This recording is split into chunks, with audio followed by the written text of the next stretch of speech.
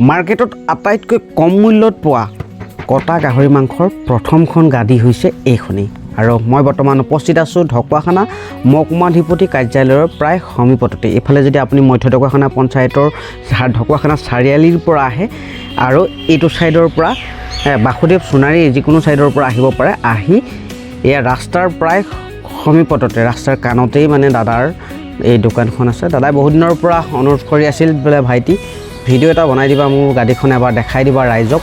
যিহেতু গাহৰি মাংসৰ জুই চাই দাম হৈ থকাৰ অৱস্থাতে দাদাই আটাইতকৈ কম মূল্যত এই গাড়ীখন মানে অপেন কৰিছিলে আৰু প্ৰায় 300 টকা কিলোত মানে গাহৰি মাংস মানে কটা ব্যৱস্থা কৰিলে। আৰু তেতিয়াৰ পৰা দিনে আপুনি হয়তো আচৰিত হ'ব, দিনে 3টাৰ পৰা 2টা গাহৰি একেবাৰে খুব কম সময়ৰ ভিতৰতে শেষ হৈ যোৱা এখন গাড়ী। যিহেতু গাহৰি মাংসৰ প্ৰায় সকলো জেগাতে আপোনালোকে জানে 400ৰ পৰা 350 বা 380 এনেকুৱা ধৰণৰ দামত মানুহে মাংস ক্ৰয় কৰি থাকে, কিন্তু এইখন গাড়ীত 300 টকাত পায়। গতিকে সকলোৱে সুলভ, সকলোৱে কিনিব পৰা সামৰ্থ্য অনুযায়ী ইয়াৰ পৰা কিনিবলৈ খুব সহজ হয়। আৰু গতিকে এই ভিডিঅ'টো মই কেৱল ঢকুৱাখানাবাসীৰ বাবেহে বনাইছোঁ। বহুত দূৰৰ পৰা ইয়াত হয়তো মাংস কিনিবলৈ কোনো নাহে, কিন্তু ঢকুৱাখানাৰ যিসকলে নাজানে সেইসকলৰ বাবে এই ভিডিঅ'টো বনাইছোঁ। আৰু লোকেশ্যনটো আপোনালোকক আকৌ এবাৰ জনাই দিছোঁ, ঢকুৱাখানা আৱধ ভৱনৰ প্ৰায় সমীপত।